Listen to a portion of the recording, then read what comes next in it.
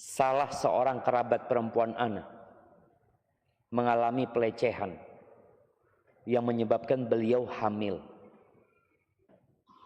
Bahkan di usia beliau yang kurang lebih 30 tahun, beliau masih harus diurus seluruh kebutuhannya oleh orang tuanya. Dan dengan kondisi seperti itu akan sangat mempengaruhi kondisi bayinya saat lahir nanti, akan cacatnya juga. Lantas bagaimana hukumnya bila ia menggugurkan janinnya, dan apa sikap yang harus diambil oleh orang tuanya? Mohon nasihatnya Ustaz. Barakallahu fikum. Iya, ini pernah kita bahas ya. Selama belum ditiupkan ruh, maka ada khilaf di antara para ulama kalau memang kondisinya seperti disebutkan, boleh jadi digugurkan lebih maslahat karena kondisinya dia seperti yang disebutkan tadi. Tapi kalau sudah ditiupkan ruh, maka nggak boleh digugurkan. Tidak boleh digugurkan kecuali dengan satu syarat, membahayakan ibunya. Ada pilihannya, kalau tetap ibunya mati, ya sudah, tidak apa-apa digugurkan. Tapi selama belum ditiupkan ruh, tadi disebutkan 2 bulan, semoga nggak masalah ya, kalau kondisinya seperti yang disebutkan tadi. Hadza wallahu a'lam bissawab. Dan subhanallah jamaah ya,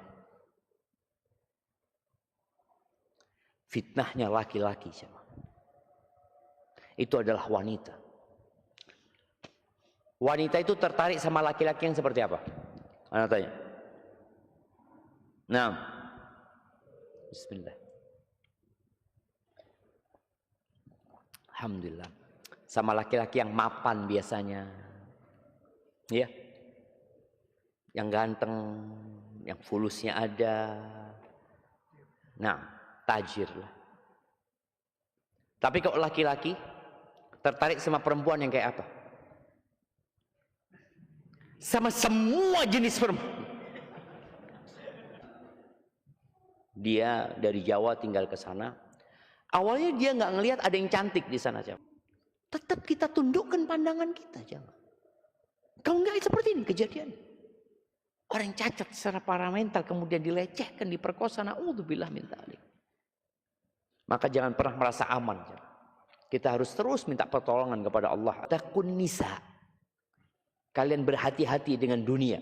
Artinya dunia secara umum ya, harta, jabatan, kedudukan ya, popularitas. Hati-hati pokok dengan urusan dunia. Lalu disebutkan nama Nabi alaihi salatu wasallam, wattaqun nisa. Padahal nisa, fa inna awwala fitnati bani Israel kanat fin nisa. Perempuan fitnah Bani Israel yang awalnya itu. Barakallahu fikum. Saya seorang perempuan yang sudah menikah kepada suami untuk berpoligami. Namun beliau menolaknya, Ustaz. Lalu solusinya kami harus bagaimana? Karena dengan penolakan itu masalah kami belum terpecah. Dalam pandangan suami, masalah. Iya, buat istrinya solusi. Ana ngurusin 1 aja ruwet, ngurusin 2. Allahu Akbar. Belum nanti ribut sama mertua, belum ini. Betul. Dan boleh jadi sang suami takut tidak mampu berlaku adil. Mungkin dia juga takut nggak bisa memberikan nafkah. Kadangkala ujiannya oke, istri pertamanya nerima, istri keduanya belum tentu. Makanya juga buat para wanita yang berpikir kalau suaminya poligami itu, oh suaminya mau senang-senangan, mau happy-happy. Malam hari, malam apa ini? Malam Kemis di istri pertama, malam Jumat istri kedua, malam Sabtu istri ketiga, malam Ahad istri keempat, malam Senin tidur di masjid.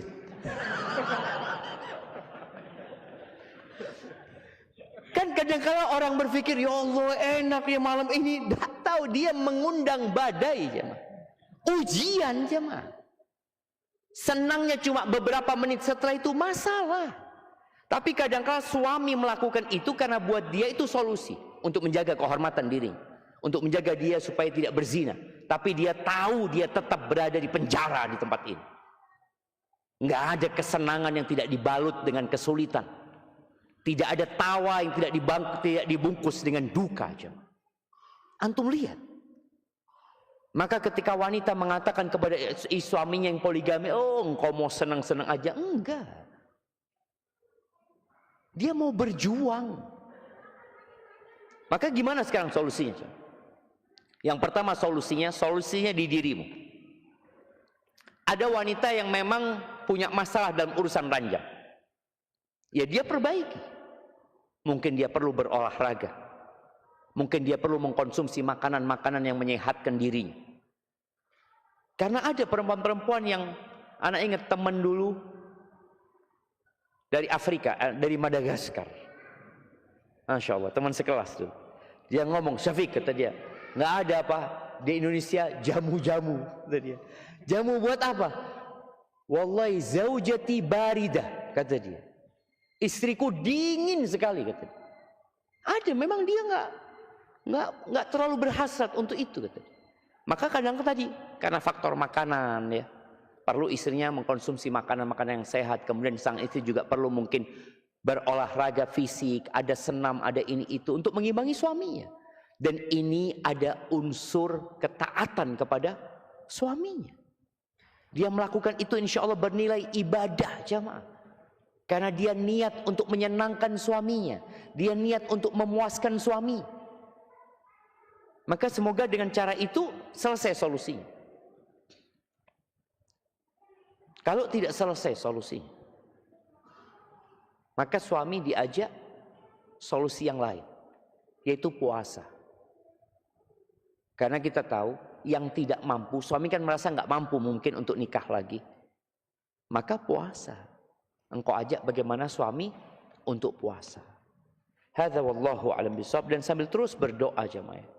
Dan memang ada laki-laki yang disuruh nikah sama istrinya, dia nggak mau. Karena dia tahu ketika nikah lagi yang ada apa jemaah? Badai. Pasti berlalu lalang. Dia harus siap jemaah. Nabi alaihissalatu wassalam sampai di tahun ke-9 Hijriah menghadapi istri-istri yang akhirnya beliau mendiamkan semua istrinya alaihissalatu wassalam. Titipan pertanyaan dari teman saya, Ustadz, bapak saya dulu pernah nikah siri sampai punya anak perempuan, baru ketahuan setelah anaknya sudah besar. Yang saya tanyakan, apakah saya wajib menjadi wali nikah anak bapak saya tersebut? Mengingat saya pernah mendengar cerita kalau bapak saya dulu menikah siri karena istrinya atau ibu anak bapak saya hamil duluan. Walaupun istrinya bersikeras mengaku kalau punya anak setelah menikah. Karena ketidakjelasan ini, apakah saya boleh menolak jika suatu saat diminta menjadi wali nikah anak tersebut? Karena bapak saya sudah meninggal. Barakallahu fikum. Iya. Yang pertama yang perlu dipastikan, antum dengar bahwa bapak itu menikah dalam kondisi perempuan itu hamil dari siapa? Itu perlu dipastikan. Soalnya kalau cuma cerita katanya orang nggak bisa dijadikan sandaran. Ibu anak ini mengatakan kepada antum enggak. Maka mana yang lebih dipercaya di sini? Maka yang bukan katanya. Dan boleh jadi dipastikan, tanya tanggal nikahnya kapan. Ketika tahu tanggal nikahnya, maka mudah untuk menetapkan apakah dia lahir di luar pernikahan, atau apakah dia hamil sebelum nikah atau sesudah nikah. Maka di beberapa KUA itu jamaah mensyaratkan kalau anak pertama yang mau menikah disyaratkan harus membawa akte lahir dan buku nikah orang tua. Di beberapa KUA. Karena menghindari tadi yang seperti ini. Menghindari menikahkan anak zina. Padahal bapaknya nggak bisa jadi wali. Ini jumhur ulama dan yang dipakai di Indonesia, mazhab Syafi'i mengatakan nggak bisa anak di luar nikah itu dinikahkan sama bapak biologisnya, nggak bisa. Maka tadi perlu antum pastikan, tanya tanggal berapa nikahnya sama bapak, kan ada saksinya bisa ditanya. Ada walinya juga nanti bisa ditanya tanggal berapa. Walaupun siri, kata syarat dan rukun nikahnya kan terpenuhin. Setelah itu lihat akte lahirnya. Sehingga dengan itu antum bisa lebih tenang insyaallah. Barakallahu fikum. Ada hal-hal mungkin yang ditanyakan ke ustadz lainnya ya.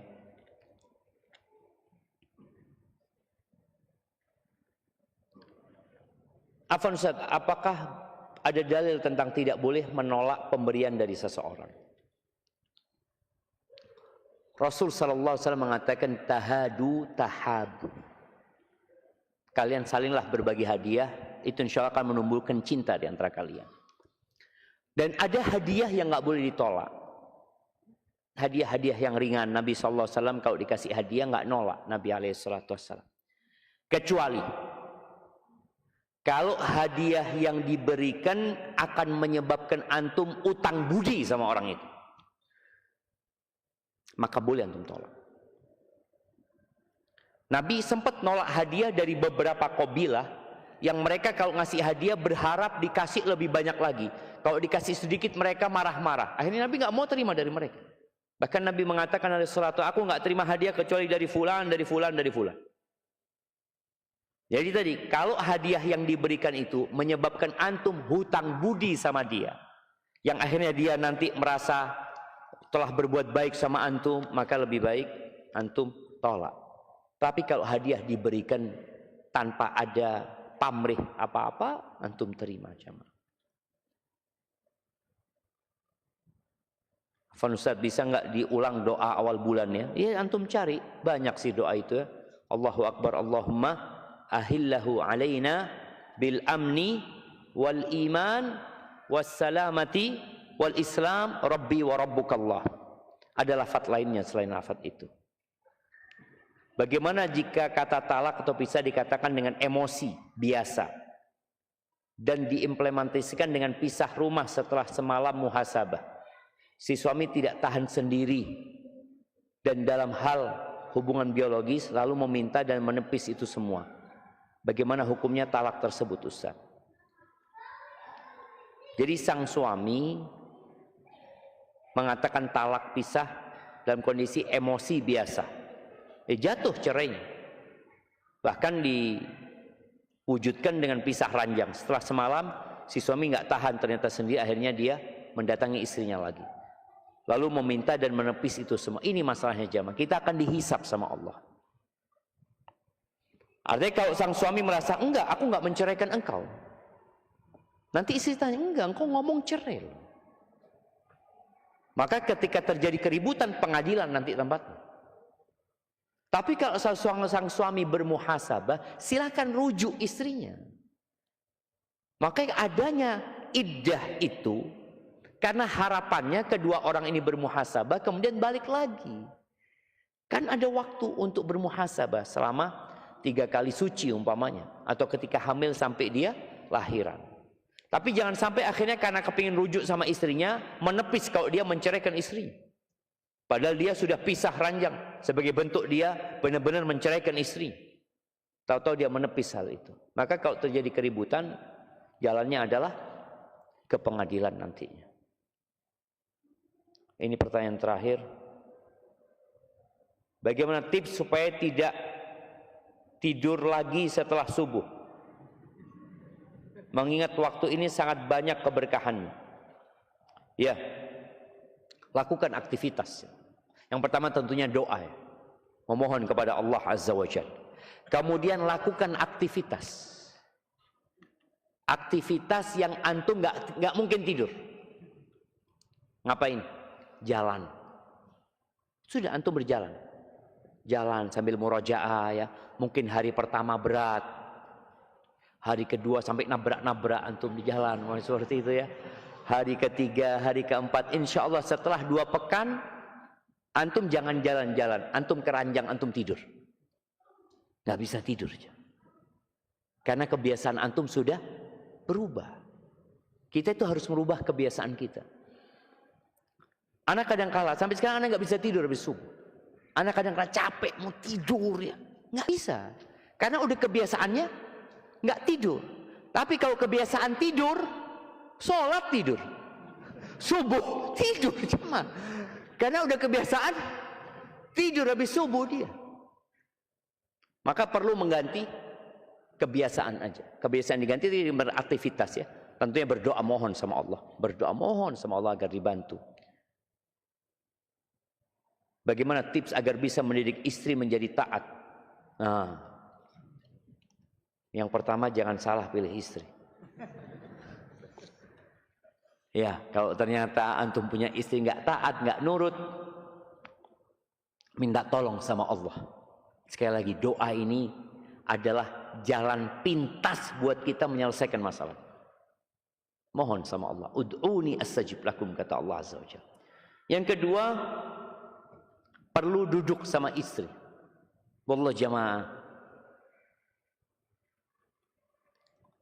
Perempuan sholat 5 waktu itu mudah. Puasa Ramadan itu mudah. Tapi taat sama suami berat jemaah. Berat sekali. Seringkali lelaki itu curhat tentang istrinya kepada anak. Kadang-kala istrinya dibawa. Anak tanya sama istrinya, betul ibu? Iya Ustaz, tapi suami anak ini Ustaz.